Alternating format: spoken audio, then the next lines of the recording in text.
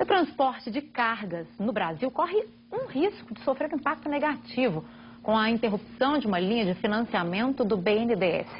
O crédito ajudou a alavancar o setor ferroviário nos últimos 2 anos, com uma alta de quase 50% no faturamento das fábricas de locomotivas, vagões e equipamentos.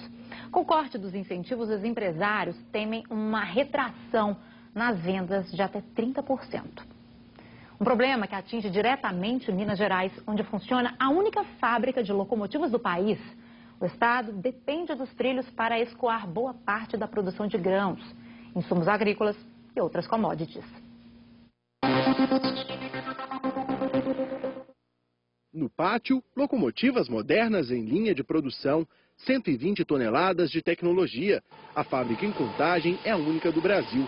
A unidade, que quase foi fechada, hoje funciona no limite da capacidade para atender as encomendas. O aquecimento das vendas trouxe investimentos. A produção vai dobrar de 100 para 200 unidades por ano. Parte vai para o mercado externo, mas a maioria serve mesmo para abastecer o mercado nacional. Eu diria que o setor já teve essa retomada do investimento ao longo dos últimos 2 anos. Posso citar aqui um exemplo no contrato, nosso recorde, o maior contrato histórico de 115 locomotivas num único contrato, com opção de mais 100 locomotivas, um contrato que supera R$500 milhão, que nós chamamos como RS Logística no final do ano passado. Então isso demonstra o compromisso de longo prazo e que as empresas realmente estão cientes de que não há mais como conviver sem um rebalanceamento dos modais rodoviário, ferroviário e hidroviário.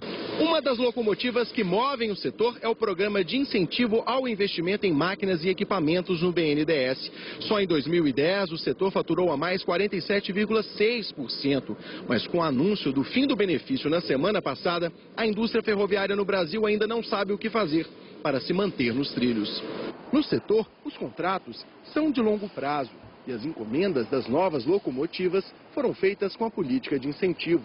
Isso exige que os clientes vão refazer os seus cálculos de custo de payback dos investimentos, mas a gente acredita que boa parte dos investimentos estão em andamento, estão em execução. O importante agora é nós não paralisarmos a construção dos ramais férreos que faltam, desses 6.000 quilômetros em construção que eu comentei, os outros 5.000 em vias de licitar, e eu acho que vai ser uma consequência natural as possibilidades de voltarmos a discutir situações específicas junto à BNDES ou junto ao governo para o mercado férreo no Brasil. As ferrovias são responsáveis por 1/4 de todas as cargas transportadas no Brasil. Em Minas Gerais, elas são fundamentais para o escoamento da produção. O fim de linhas especiais de crédito pode comprometer os avanços de uma indústria que durante muitos anos permaneceu estacionada. O governo ele tem que equilibrar a matriz de transportes e criar condições para que as empresas possam fazer o escoamento correto dos seus produtos. E não usar, igual a gente vê, como a gente nota na rodovia 381, o alto trânsito de caminhões que poderiam ser absorvidos pelo setor ferroviário.